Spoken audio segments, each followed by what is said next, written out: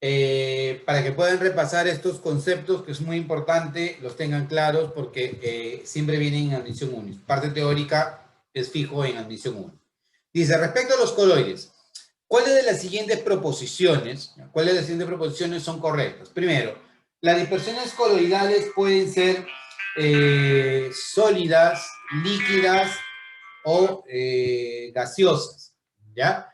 Entonces, las partículas coloidales son tan pequeñas que no dispersan la luz. El fenómeno de precipitación se llama efecto Tyndall, ¿ya? Entonces, analicemos.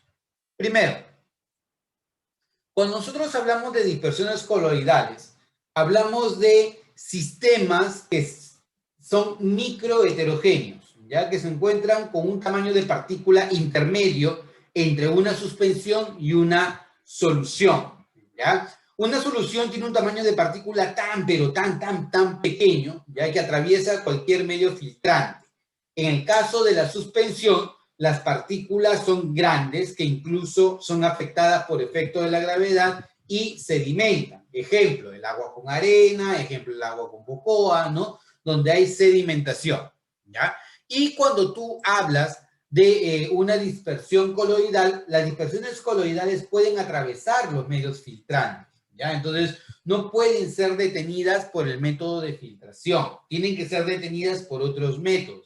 Por ejemplo, la coagulación, por ejemplo, la diálisis, la electroforesis. De esa manera puede ser detenida la partícula coloidal, ¿ya? Pero métodos convencionales como la filtración, no, ¿ya? Entonces, estas dispersiones coloidales, el tamaño de partícula es intermedio entre una solución y una suspensión.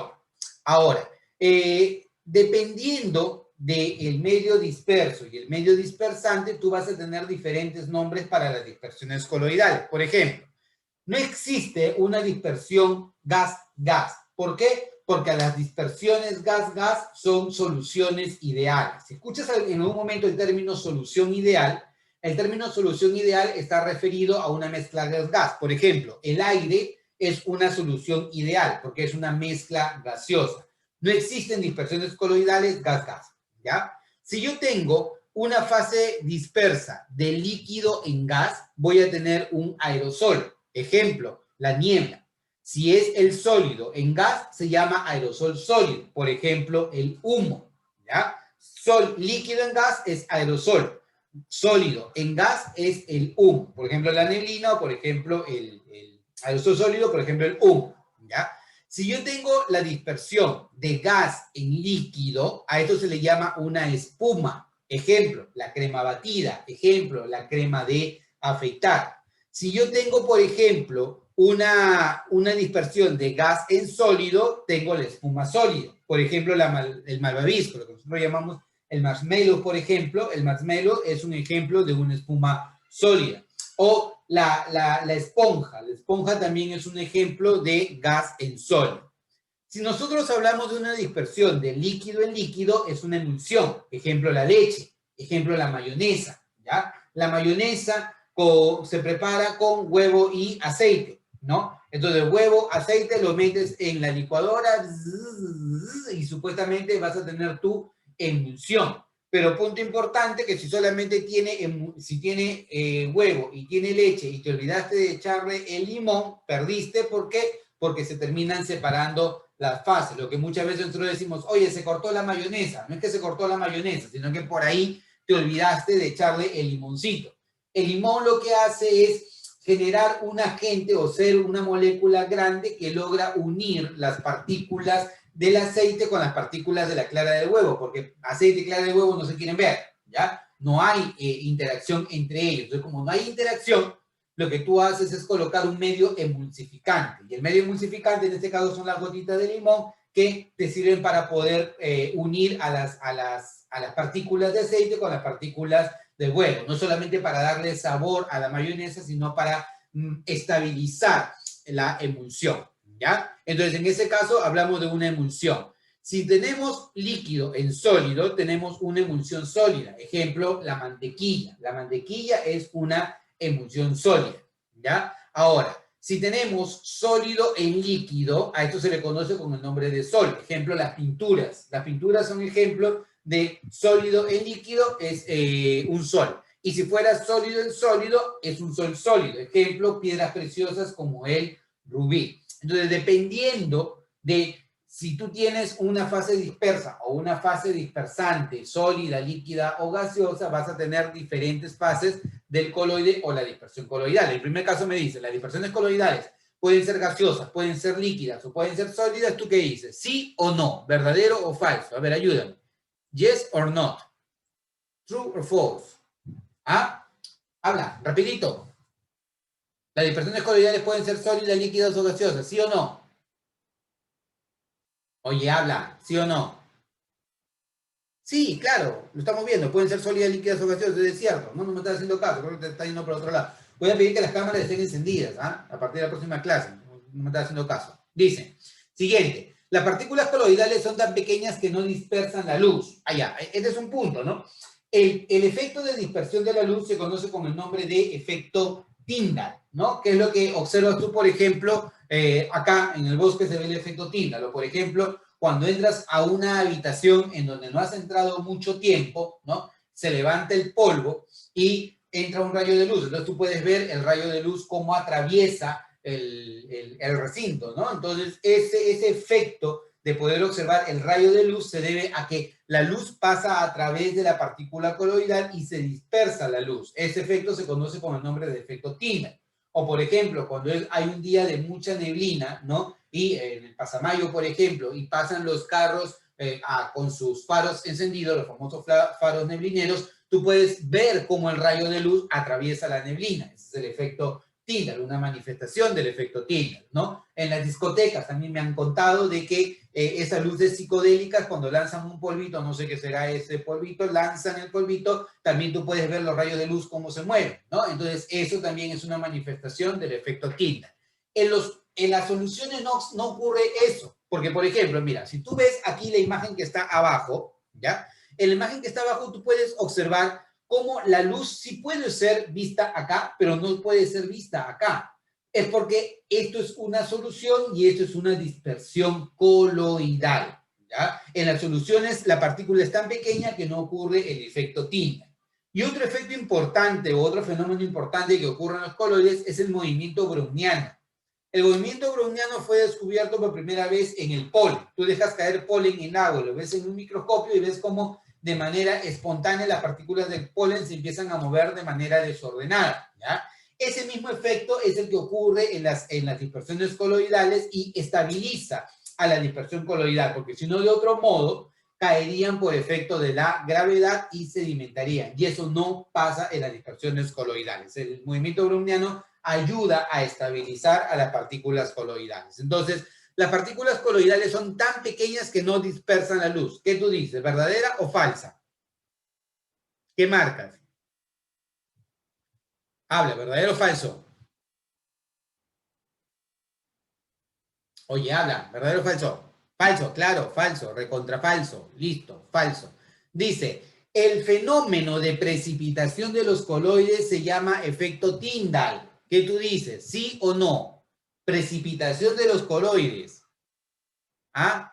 Falso, claro, es una locura. Las partículas coloidales no precipitan las partículas coloidales, no son afectadas por la gravedad, ¿no? Y eso se debe a que son estabilizadas por el movimiento browniano, ¿ya? Entonces, la primera es verdadero, la segunda es falsa y la última también es recontrafalsa. Entonces, verdadero, falsa, falsa, alternativa de respuesta, lo correcto es solo uno. Alternativa, la letra A, solo uno, ¿ya? Esa es tu respuesta.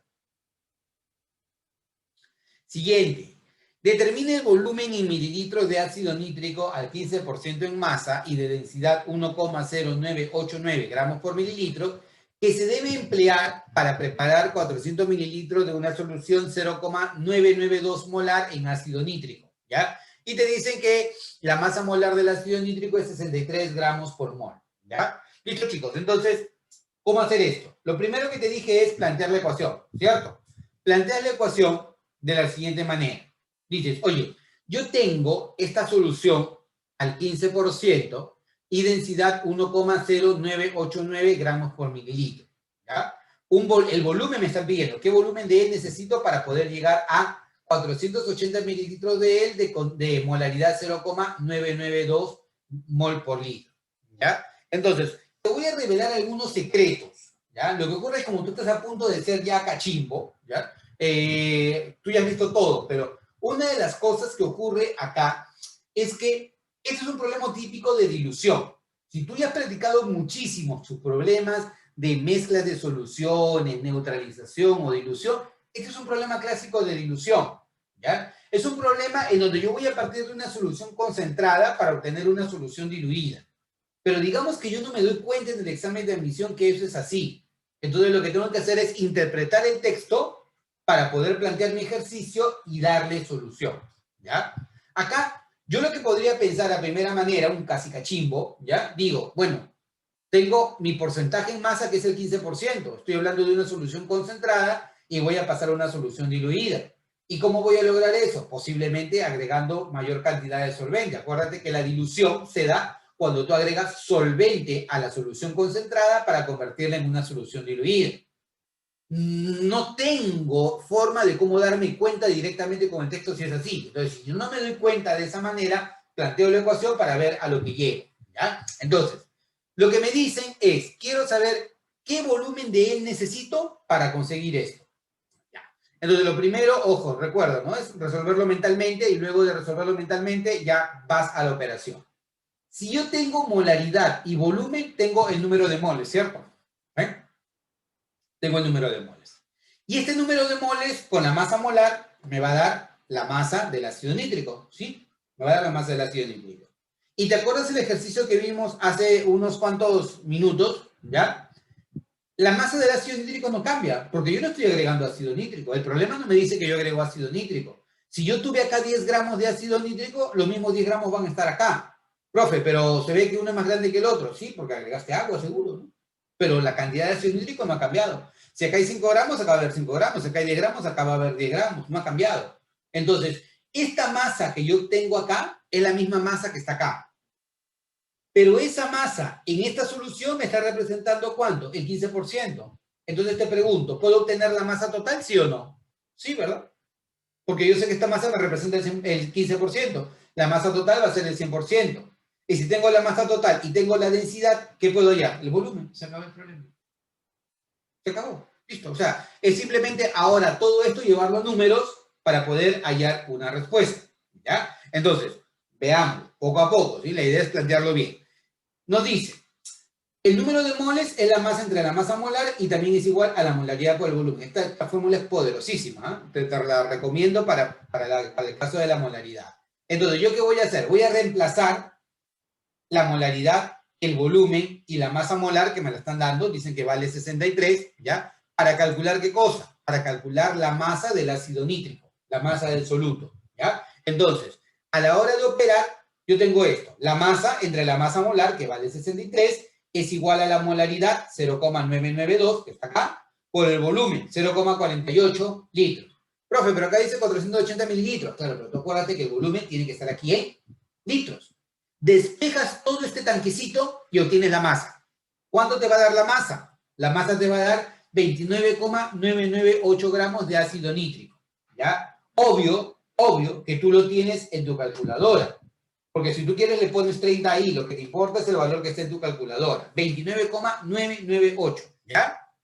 Esta masa de ácido nítrico acá es la misma masa de ácido nítrico acá. Eso no ha cambiado. ¿Ya? Entonces, que esta masa que tú ves acá te está representando al 15% en masa de esta solución. Y como tengo el porcentaje en masa, yo podría calcular la masa total de la solución. ¿Cuánto es la masa total de esta solución? Calculo, ¿no? Al calcular me va a dar 199,987 gramos. ¿Ya? Y esta masa con esta densidad, ¿qué es lo que te va a dar como resultado? ¿Qué te da como resultado?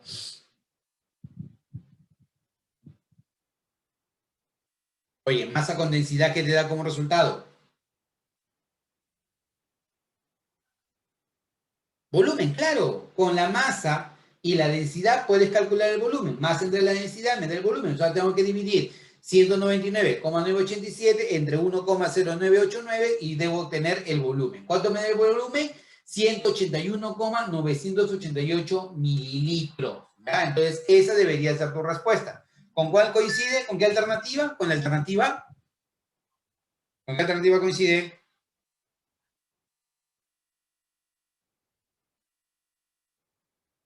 Con la letra C. Esa va a ser tu respuesta. Alternativa a la letra C. Ya, listo. Entonces, esa va a ser la forma. Siguiente. Esta pregunta es muy interesante. E incluso con algunos de sus compañeros la vimos en algún momento, no idéntica, sino bastante similar. Y en esto tienes que respirar para poder llegar a una respuesta. ¿Ya? Es muy, muy interesante esta pregunta. ¿Ya? ¿Qué me dicen? Hay que leerlo. Me dicen, en una cámara de combustión se queman 100 moles de metano, utilizando 20% de oxígeno adicional respecto a la combustión completa. El 80% del metano forma dióxido de carbono y agua gaseosa, ¿ya? Y el 20% forma forma dióxido de carbono y agua gaseosa, ¿ya? Luego, si el oxígeno empleado se obtiene del aire, que está formado por 21% molar de oxígeno y 79,9% molar de nitrógeno, determine la composición de los gases emitidos por la chimenea en la cámara de combustión y te dicen dióxido de carbono, monóxido de carbono y agua, ¿ya? ¿Y sabes lo que va a hacer el alumno? Te digo, porque he visto que han hecho eso. Ya, chévere. Entonces tengo dióxido de carbono, monóxido de carbono y agüita. Y entre los tres tiene que ser 100%. Entonces busco la alternativa que me dé 100% y se acabó. Tendría lógica, ¿no? O sea, yo digo, si son los tres, ¿ya? Y quiero saber el porcentaje, digo, que los tres sumen 100%. Entonces digo por acá, bueno, más o menos esto me está dando 100%, entonces esta debería ser mi respuesta. O de repente esto con esto más esto, ¿no? Debería ser mi respuesta. Podría ser. No lo sé. ¿Ya? Es más, creo que el que te da 100% es esto, ¿no? 66 más esto me da, creo, 100%. ¿Ya? Entonces, el alumno, de manera directa, lo máximo, marca. Malogras el problema. Te digo, este problema es para respirar y llegar a la respuesta. ¿Ya? ¿Qué haces? Te dicen, en la cámara de combustión se queman 100 moles de metano utilizando 20% de oxígeno adicional respecto a la combustión completa. Ya, entonces lo primero que tengo que hacer es plantear mi combustión completa. El metano con el oxígeno me da dióxido de carbono con agua. El balance sería, como acá hay 4 hidrógenos, coloco acá un 2 y esto de acá hace que yo coloque un 2 para balancear el oxígeno. ¿Ya? Entonces, si yo estoy partiendo de 100 moles de metano, entonces, ¿cuánto de oxígeno necesito? Como está en la relación de 1 a 2, para 100 moles de metano necesito 200 mol de oxígeno, ¿cierto? ¿Sí? ¿Vamos bien hasta acá? Ya. Pero te dice que tú has hecho tu cálculo considerando 20% de oxígeno adicional respecto a la combustión completa. O sea, esto es lo que yo esperaba, ¿ya? Teóricamente, o lo que iba a utilizar teóricamente, 200 moles, pero me dicen que yo voy a utilizar en realidad 20% adicional. O sea, no voy a utilizar 200, sino voy a utilizar el 20% adicional. ¿Y cuánto es el 20% de 200, chicos? ¿Cuánto es el 20% de 200? Ayúdame, por favor, rapidito. 240. Muy bien, Elías, te pasaste. 240. Entonces, la realidad es que en la combustión yo voy a utilizar mis 100 moles de metano, pero no voy a utilizar 200 mol de oxígeno, sino voy a utilizar 240 mol de oxígeno, porque me dicen que voy a utilizar el 20% adicional respecto a la combustión completa. Pero ese oxígeno que está acá, yo lo voy a traer del aire. Y como estoy utilizando 240 mol de oxígeno, esos 240 mol de oxígeno me están representando 21% del aire. Pero el aire no está formado únicamente por oxígeno. El aire también está formado por nitrógeno. Por lo tanto, el 79% corresponde a 902,86 mol de nitrógeno. Profe, ¿y eso me importa? Claro que te importa, y te importa mucho, ¿ya? Vamos a ver al final qué tan relevante va a ser esto, ¿ya? Ahora, vamos bien hasta acá. Hasta aquí ya sabemos que yo estoy trabajando con 100 moles de metano, que voy a emplear 240 mol de oxígeno, porque hay un exceso, ¿ya? Y que, aunque estoy trabajando con 240 mol de oxígeno porque hay un exceso, y que está involucrado 902,86 moles de nitrógeno. Eso es lo que sabemos hasta el momento. Espero que vayamos bien hasta acá, ¿ya? Y si no, repasas el video. Siguiente. Este metano, cuando se quema, me va a dar dos tipos de combustión. Me va a dar una combustión completa y me va a dar una combustión incompleta. Profe, ¿de dónde saca eso? Aquí lo dice, mira, ve. Los 100 moles. El 80% forma dióxido de carbono y agua y el 20% forma monóxido de carbono y agua. O sea, él va a formar esto con esto y él también va a formar 20 con esto. El 80% hace esta reacción y el 20% hace esta reacción. Chicos, al ojímetro, el 80% de 100 moles, ¿cuánto es? No me defraudes, por favor. El 80% de 100 moles, ¿cuánto es? 80 moles, ¿no? Obvio. Y el 20% de 100 moles, obvio que también va a ser 20 moles, ¿no? Al ojo. Entonces, ¿por qué te digo esto? Porque mira, si yo tengo 80 moles de él y 20 moles de él, estequiométricamente, como están en la relación de 1, 2, 1, 2, ¿esto en qué se va a convertir? Voy a necesitar de él el doble, 160 moles, y de él voy a utilizar 1.5 veces, o sea, 30 moles. Profe, ¿se vale esto? Claro que se vale, pues. Profe, ¿y por qué no balanceo con números enteros? Porque me conviene hacerlo así. Me conviene siempre partir de una mol de metano. Y si tú te das cuenta, un carbono, 4 hidrógenos, 2 por 2, 4 hidrógenos. Oxígeno, mira, acá hay 2 más 2 me da a 4 hidrógenos, 4 hidrógenos. Uy, ¿por qué me salió 1,5 acá? Uy, acá hay un tema. Yo creo que esto lo vamos a ver. Ya, pues el tema es que me sale 1,5 moles. ¿Algo está pasando acá? 4, 4, 2 más 2, 4.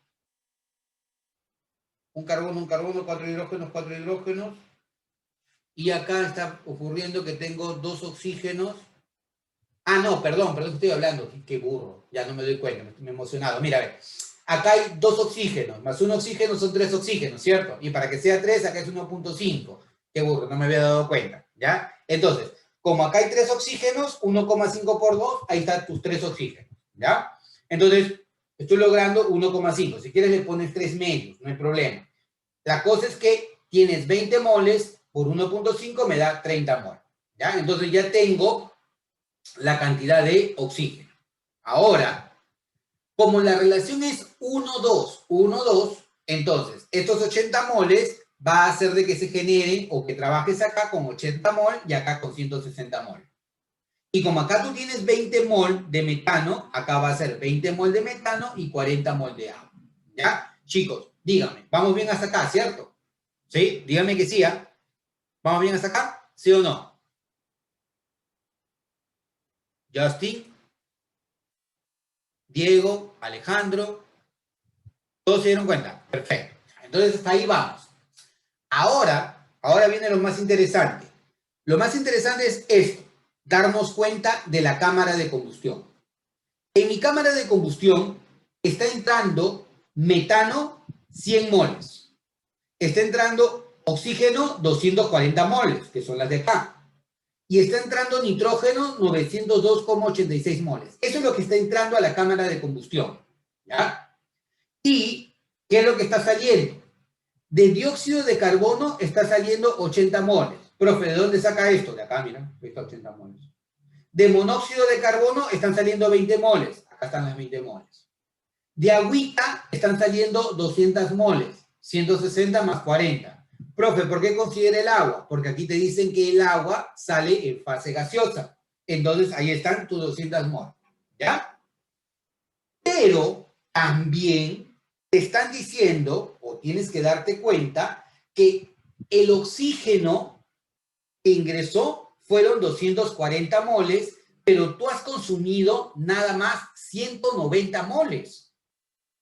Por lo tanto, el exceso de oxígeno también sale de acá. 190 más 50 moles me da las 240 moles que ingresó originalmente. ¿ya? Y como el nitrógeno no ha participado en el proceso, también va a ser parte de lo que va a salir en el sistema. O sea, entra todo lo de acá y sale todos estos monstruitos de acá, ¿ya? ¿Cuántas moles totales están saliendo? Debo sumar, ¿no? Acá tengo 100 más 50, 150. 150 más 200 me da 350. Y 350 más 200, 902,8 me da 1252,86 mol. Por favor, verifica que este número sea correcto, ¿ah? A veces también los genios nos podemos equivocar. Entonces, 1252,86 mol, ¿ya? Es las moles totales que están acá, ¿ya? Y estos 1252,86 moles viene a ser la cantidad total de gases que están saliendo al final del proceso, o sea, el 100%, ¿ya? Y lo que vas a hacer tú es lo siguiente. De dióxido de carbono, ¿cuánto está saliendo? 80 mol. Y 80 mol al 100%, ¿cuánto me representa? 6,38%. ¿Sí? Entonces ya tienes el porcentaje de dióxido de carbono. Ahora, si no quieres estar haciendo cada vez los cálculos, date cuenta de algo, que la relación del dióxido al monóxido es de 4:1. O sea, significa que si acá son 80 moles y estos son 20 moles, esto tiene que ser la cuarta parte. ¿Cuánto es la cuarta parte de 6,38? 1,59. Y el agua que está saliendo son 200 moles. Y 200 moles son 10 veces 20. Por lo tanto, la cantidad de agua debe ser 10 veces 1,59. O sea, hablamos de 15,96 directo. Para que no estés haciendo 3 veces tus operaciones, sino en uno solo sale. Entonces, la relación va a ser 4:1:10. Y si tú haces esa misma relación, 4:1:10, el único caso donde se va a cumplir eso es en la alternativa B. Esa sería tu respuesta. No debo esperar que sea el 100%. Ese es un error clásico que se cometió en esa pregunta. ¿Por qué? Porque además de estos tres, acompañan el oxígeno que está en exceso y acompaña el nitrógeno que no participó en el proceso. Entonces, alternativa, la letra B. ¿Ya? Entonces, pregunta. Siguiente. El plomo en el cuerpo causa graves trastornos conocidos como saturnismo, el problema del plomo, por eso no está permitido el plomo en las pinturas, ¿no? Dice, ¿cuánto plomo en miligramos es ingerido por una persona que bebe 1000 mililitros de agua diariamente, 1 litro de agua diario? Es bueno beber agua. Dice, durante 5 años, si el agua proviene de un depósito artesanal, ¿ya?, de cerámica decorada con pigmentos amarillo de cromo. O sea, alguien no tuvo la mejor idea de pintarlo con amarillo de cromo, que tiene plomo, ¿ya? Y las personas se ha ido ingiriendo el agua que venía contaminada con plomo, ¿ya? Dice, un año equivale a 365 días y la solubilidad del cromato de plomo en agua es 1,34 por 10 a la menos 7 mol por litro. Me dice que la masa molar del plomo es 207,2 gramos por mol, ¿ya? Entonces, analicemos. Lo que yo quiero saber es cuánto plomo he consumido durante esos 5 años, ¿no? Por lo que me dicen, ¿no? ¿Cuánto plomo he consumido durante esos 5 años? Otra de las variantes de esta pregunta es que te podrían decir si tu sangre está contaminada con plomo o no. Y para eso tendrías que comparar lo consumido con respecto a la concentración que te dan. Otra posible variante de esta pregunta que podría ser, ¿ya? Entonces, el agua consumida. ¿Cuánto agua consumí? 1 litro por día durante 5 años. O sea, 1 litro en cada día durante 365 días que tiene el año, eso sería un año, y multiplicado por 5 años, ¿no? Entonces, en este caso, el agua consumida, multiplicando 1, 2, 3, plin, plin, plin, te da 1825 litros, ¿ya? Lo pongo de esta manera, ya, porque lastimosamente en las universidades se está utilizando este método del factor unitario. Ya digo lastimosamente porque yo crecí y hice mi carrera con pura regla de 3 simples. No, ahora están pidiéndote método de factor unitario. Esto te va a servir un poquito para con inglés, ¿ya? Agua consumida, 1825 litros. Producto, ¿ah? Ojo que tú estás haciendo tu operación también en tu calculadora, no me creas todo lo que te digo. Luego, el plomo, el cromato consumido sería en 1825 litros, ¿ya? ¿Cuánto sería? Me dice, mira, me dice que la cantidad de cromato de plomo es 1,34 por 10 a la menos 7 mol por litro de agua. Entonces, significa que la cantidad de cromato de plomo consumido sería este monstruito por este monstruito, porque litro con litro, chin chin se va, y me queda las moles de cromato de plomo consumido. Multiplica él por él y debe darte este valor. Por favor, hazlo, ¿ya? No esperes de que yo lo haga. Yo no voy a dar el examen de admisión. Tú vas a dar el examen de admisión, ¿ya? Entonces, esto por esto te debe dar lo de acá. Ya tienes la cantidad de cromato de plomo consumido. Pero yo no quiero saber cuánto de cromato de plomo he consumido. Yo lo que quiero saber es cuánto de cromato de plomo he consumido. Ya, entonces, se entendería que si la solubilidad del cromato de plomo en agua, ¿ya?, es esta de acá, es porque es la porción del dicromato de plomo que se separa por completo en plomo y en cromato. O sea, en otras palabras, una mol de él debe tener una mol de plomo, una mol de cromo y 4 mol de oxígeno. ¿Se entiende esto, cierto? Pues son unidades químicas de masa, ¿no? Una mol de él tiene una mol de plomo, una mol de cromo y 4 mol de oxígeno. Entonces, una mol de él debe tener una mol de plomo. Y como todo esto se ha separado por completo, idealmente, ¿ya?, en plomo y en cromato, una mol de él tiene una mol de plomo. Entonces tú ya te diste cuenta que vamos a hacer, ¿no? Si yo tengo 2,445 por 10 a la menos 4 mol de cromato de plomo, es equivalente a esa misma cantidad, pero de plomo. Y ahora, como yo quiero saber la cantidad de plomo consumido, digo, si esta es la cantidad de plomo que se ha consumido, y yo tengo 207 gramos por cada mol, y además sé que 1000 miligramos equivale a un gramo, mol con mol, chin, chin. Gramo con gramo, chin, chin se va. Operas matemáticamente y esto ¿cuánto te va a dar? Eso te va a dar 50,67 miligramos de plomo. Es la cantidad de plomo que se ha consumido. Entonces, marcarías como respuesta 50,67. ¿Qué alternativa sería, chicos? 50,67, ¿qué alternativa? Con esto ya estoy viendo, ya con esto te agarro, ¿eh? Excelente. Ya sé quiénes están frente a la computadora y quiénes han ido por otro lado y no están atendiendo la clase. Ya te voy a agarrar, ya sé. Y te voy a decir a tu papá, le voy a decir, ya, si de otro lado no me está contestando, ya vas a ver. Entonces, marcarías aquí como respuesta 50,67, alternativa, la letra D. Esa es tu respuesta, ¿ya? Continuemos. Determine el volumen en mililitros de una solución 0,505 molar de hidróxido de sodio necesario para que reaccione con 40 mililitros de una solución de ácido sulfúrico de acuerdo con la reacción. Bueno, hidróxido con ácido. Nuevamente, estamos frente a una neutralización. ¿Qué me dice el ejercicio? Me dice que yo tengo 40 mililitros de ácido sulfúrico 0,505 molar y que lo voy a hacer reaccionar con 0,505 de hidróxido de sodio, ¿no? En la neutralización, ¿qué tiene que pasar? El número de equivalentes del ácido es igual al número de equivalentes de la base, ¿no? Equivalente del ácido igual al equivalente del ácido. Y para igualar equivalentes, normalidad de uno por volumen de uno es igual a normalidad del otro por volumen del otro. Y como la normalidad es molaridad por teta, se acabó. Vas a decir, molaridad del ácido por teta del ácido por volumen del ácido es molaridad de la base por teta de la base por volumen de la base. Chicos, ¿cuánto vale teta para el ácido sulfúrico? Ayúdame. ¿Cuánto vale teta para el ácido sulfúrico? ¿Cuánto vale? ¿Cuánto vale teta para el ácido sulfúrico? 2, claro, porque hay 2 hidrógenos. ¿Cuánto vale teta para el hidróxido de sodio? 1, porque hay un grupo OH. Por lo tanto, si esto es así, es operar, nada más, ¿no?